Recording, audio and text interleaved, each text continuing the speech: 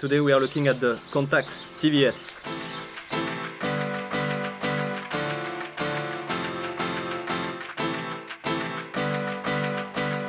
I'm going to share my thoughts about this camera. I've been using it for a few months and carrying it in a lot of different places, so it's been a great companion so far. When I got into point-and-shoot cameras, I wasn't ready to put so much money like the Contax T2 or T3, but that changed since then, but that's another topic. So yeah, I was looking for an alternative for a great point-and-shoot with still a good lens and a great build quality. And I ended up buying this Contax TVS. This is the first version of the TVS series. There are two after this one. They are very similar, except the last one has a slightly different focal length. But apart from that, they are almost the same. So this Contax, yeah, it's a zoom lens, as you can tell. That's what makes it not special, but different compared to the normal T series that we know, the T, T2 and T3. So yeah, that's what set them apart a little.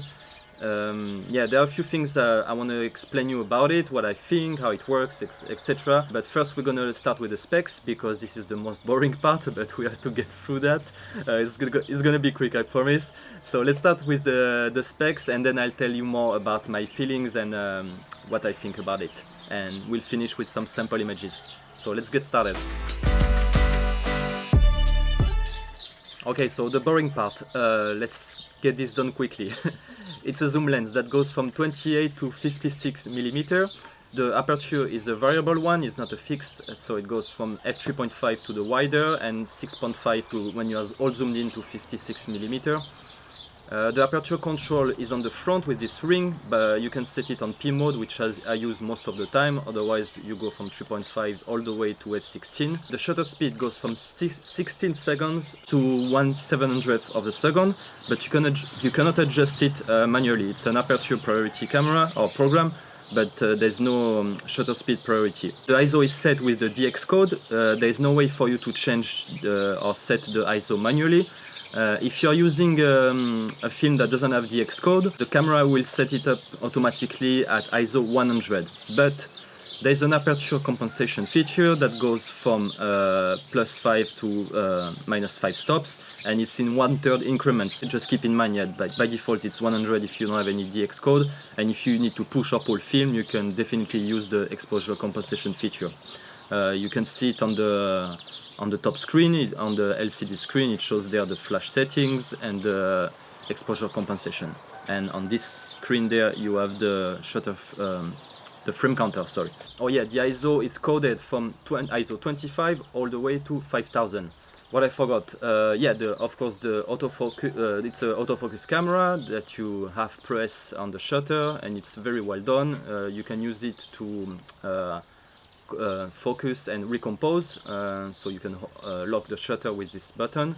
You can also set it manually with this wheel on top, but it's a bit floppy, so bear that in mind, because yeah, if you are set on autofocus it's locked, but if you move it start by infinity all the way to half meter, yeah, it's very floppy, and you can move it accidentally very easily.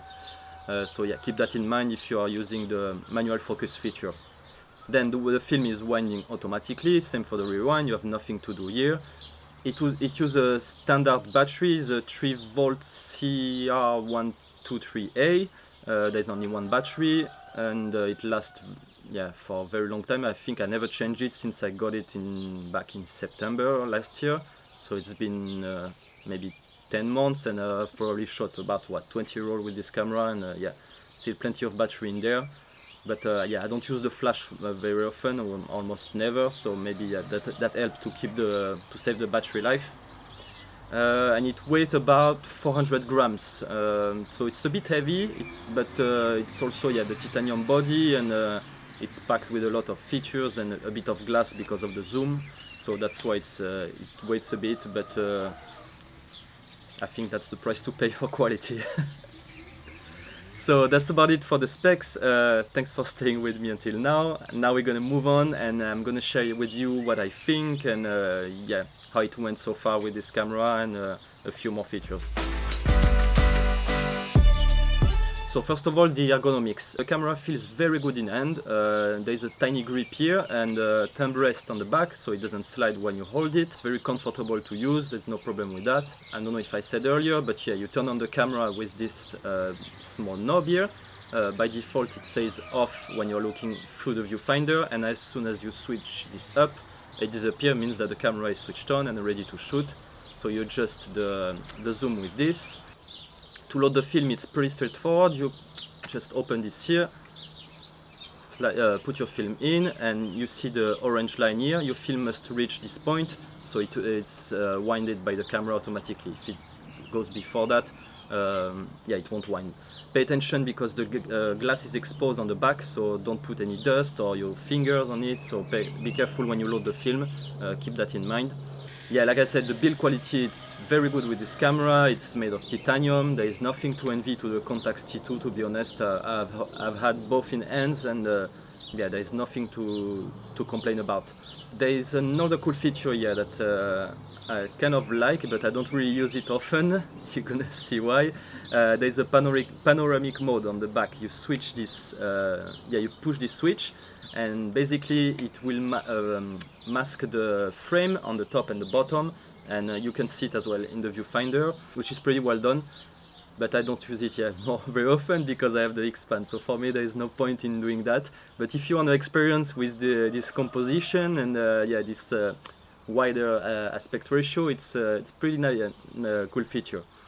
It won't replicate the exact look of the X-Pan, but you can get a taste of it. That's one of the features that I don't think the other Contax T series have this one. Maybe the other TVS, but definitely not the T2 or the T3. Now, why I'm selling this camera? Yeah, because I've been using it for a few months, I loved it, everything was fine with it, but I'm selling it tomorrow. It already found a new owner, and yeah, I didn't want to let it go without showing it to you guys, because I really enjoyed it. But what I don't like, there are two things for me that I don't enjoy, is the zoom. There's nothing wrong with it, it's just that for my style of shooting it doesn't work. I find it distracting to have a zoom. I prefer to focus on a single focal length and work on my composition. There I'm like hunting for choosing which focal length I'm gonna use and the focus. So I prefer to have a fixed focal length. It's been like that since a while now. Even before I was starting to shoot film, I was already using more and more fixed lens. So yeah, for me it makes sense to go back to a camera that has a fixed lens, and it's easier for me to manage. But some of you will probably prefer the comfort of a zoom, and it can be pretty handy in some situation. I already got a good shot thanks to the zoom, but yeah, I prefer to stick with only one focal. And there's another reason why I'm selling it is, well, I just got the Contax T3, and for me it works better. Like I said, the lens is a fixed on this one, so it works best for me, but it's also the form factor. I'm not sure if you can tell the difference, but these cameras are I mean, the TVS is very big compared to the other one. I'm not a big guy, I don't have big pockets, so this is easier for me to slide in my pant compared to this one, that I really definitely need a bag to carry this one around. With this one I think I can just put it in my pant and it will work, it will find its place there. This one, no, it's a bit too big. I think I forgot one thing, it's about the autofocus. There is a pretty cool feature with this camera. So depending on the focus distance, you will have parallax error correction in the viewfinder. You will see like black lines that are cropping the part that won't appear in the picture, and I think it's pretty well done because it also adjusts based on the zoom, on the focal length you use. So if you are using a long focal length, it won't show the same masking line than if you are using the wide angle. Yeah, I think it's very good on those cameras because sometimes you really don't know what's the difference, because it's like a rangefinder. You don't see inside the lens, you see through this little window. So you may see there may be a difference between what you're actually seeing and what the lens is going to capture. And when you are looking inside the viewfinder and zooming in, it zooms at the same time in the viewfinder, which I think is pretty handy and helps a lot, because sometimes with rangefinder and when you're using a long focal, you don't really know, it's not really easy to compose, and yeah, I find it a bit tricky. With this it works great, but at the same time it doesn't go too far. It's only 56mm, so it's not such a big difference with the original one, but yeah, pretty handy I think. So yeah, that's probably all what I have to say about the camera itself. Give it a chance if you have the opportunity to get your hands on. Yeah, it's nice to use, but yeah, time to go and find a new home. I hope the new owner will enjoy it, and I'm sure he will. So I probably forgot to talk about something. If you have any questions, just let me know in the comment. I'll do my best to answer those. And now I'm gonna leave it with a few sample images so you can have a look and see what you can expect from this lens. But yeah, nothing to complain about. It's quite sharp, nice contrast. It's a Carl Zeiss lens, of course, with a T-star coating. So it's one of the best point and shoot with a zoom lens that you will get, definitely. Thanks for watching, guys, and yeah, I'll leave you with the sample images. See you in the next episode. Bye.